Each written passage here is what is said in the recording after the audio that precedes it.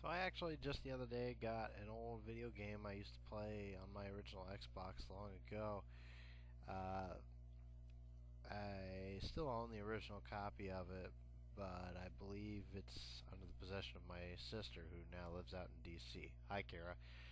Um, the game was called Shenmue II, predecessor to the original Shenmue.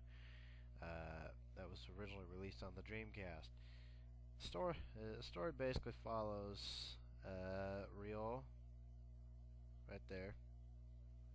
He's a Japanese kid, about 18 years old, who, starting from the original Shenmue game, uh, he comes home one day to find that his father is being interrogated by uh, this guy named Lan D, who he's asking him where this mirror is, and it's not like a reflective mirror like, oh, I see myself, I look so good.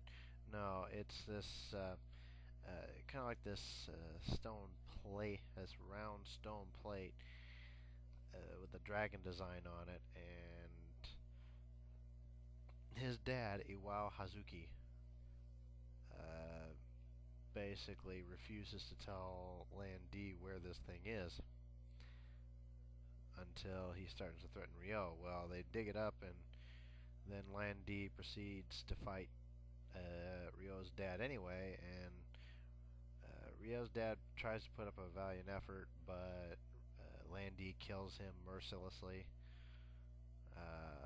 for absolutely no reason, I'm guessing, but Ryo sees this and decides he's going to drop out of school to immediately investigate his father's murder and try to find out why his father was murdered and take revenge.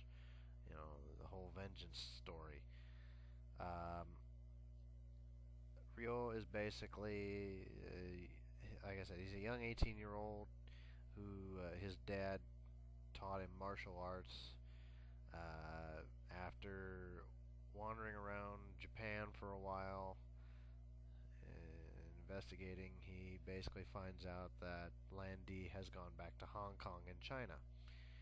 So he makes his way out to Hong Kong to hunt down Lan D, or rather, first off to find a person named Yanda Zhu, who apparently knows information as to why Ryo's father was murdered. Well, Ryo basically wanders around. The main parts of Hong Kong you see are like Wonsai, Aberdeen. You get to see Manmo Temple, which I didn't even realize was real until I looked at the Wikipedia page. That thing looks pretty authentic to me. He meets some interesting people along the way, like this old geezer who teaches him a little bit of Tai Chi, like the Iron Palm of Tai Chi. I don't know if it's a real move or not, but he also meets Wong, a little boy, who helps him out along the way in various places. He meets Joy, kind of an outgoing, free-spirited woman who, well, if you play the game, you'll actually understand a little bit about Joy, but he also meets Master Li Xiao Tao, who he was asked to seek help from when he got to Hong Kong by the guy who helped him to get to Hong Kong in the first place, Master Chen. They ultimately track down the whereabouts of Yanda Zhu in Kowloon, and he gets help from the guy who, this guy who runs a group not only in Kowloon but in Aberdeen as well, called a group called the Heavens. The guy's name is Ren, which apparently means blade. Ren seems like the kind of person that he wants nothing, he won't have anything to do with it unless it involves money. And, he'll tell you, like, if he's interested in it, because, he'll say, I smell money again. No. But along the way, you get to learn, Ryo learns different martial arts moves. Ultimately, in the end, they do find Yandazu in an attempt to save him. He's kidnapped again, almost whisked away by Lan Di, but the group that's helping Lan Di in Kowloon, called the Yellowheads, they are their leader, Don Yu, gets in a big fight with Ryo, and Ryo basically hands his fat ass to him, as you can see right there. He's a big fatso. Let's see. Trying to see if there's a characters list. Characters of Shenmue II. Ironically, in the back.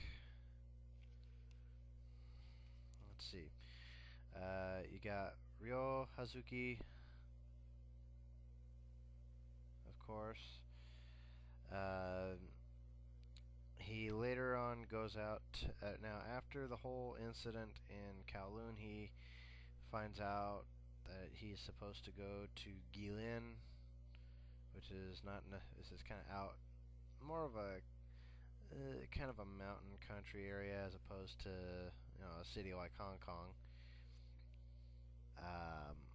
There he meets Shenfa, a young woman who basically grew up in the area, and she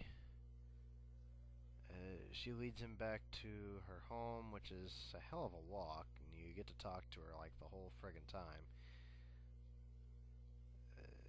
Only to find out that the two of them were fated to meet each other somehow through some sort of weird prophecy, of which, if you watch the opening intro, you get to hear. It's actually Shenfa who tells the story. But overall, it's a very, very good game. It came out way back when, but it's actually, here's the I just found the prophecy here in the front of the manual, and it reads as follows: From a distant land in the east, from across the sea, he shall appear. He does not know the strength hidden within him, the strength that would destroy him, the strength that would fulfill his wishes. When he is ready, he shall seek me out, and we shall brave together the rocky path. I shall wait. This encounter has been my destiny since ancient times. A dragon shall emerge from the earth, and dark clouds shall obscure the heavens. A phoenix shall descend from above. Its wings will create a purple wind. In the midst of the pitch-black night, a star shall glisten alone.